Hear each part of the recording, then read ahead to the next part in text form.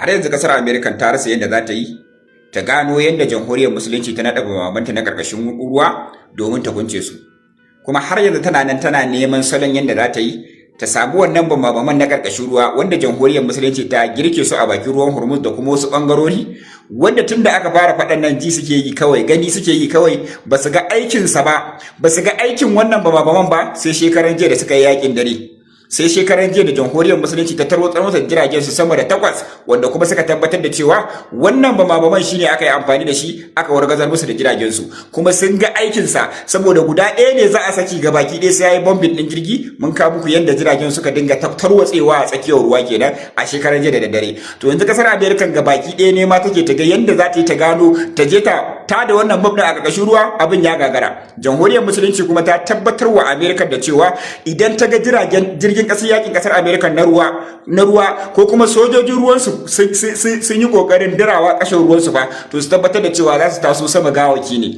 kuma sannan za su kai muggayen hare-hare da duk jirgin da ya kusanto bakin ruwan Hormuz. Daman ba za su kusanto ba, saboda shekaran jiya sun ga yanda wannan bama suka yi aiki tun da aka fara yakin na fa ba ya amfani da su ba. Shekaran jiya mun kawo muku bidiyon yanda jirage suka dinga tarwatsewa lokaci ɗaya sama da jirgi 8 wanda alatilar jiragen sai da suka janye da gurin aka dinga bin su ana da gargazar su. To yanzu kasar America ba inda hankalin sa ya tashi, ba inda hankalin ta ya tashi irin yanda ta ga aikin wannan dan karamin bomb din. To kuma yanzu ne ma take ta samu hanyar da za ta je ta banye wannan bomb din ko kuma ta nema hanyar da jamhuriyar musulunci za ta sunce bomb din. Abin ya gagara. Ta ce yanzu ma aka fara, kuma tana jiran kasar America kuma tana jiran jiragenta, kuma sannan akwai gurare da dama wanda aka girke su aka sa su a kasar ruwa sai lokaci yayi sannan za ta fito da su. Wato jamhuriyar musulunci fa ta iya.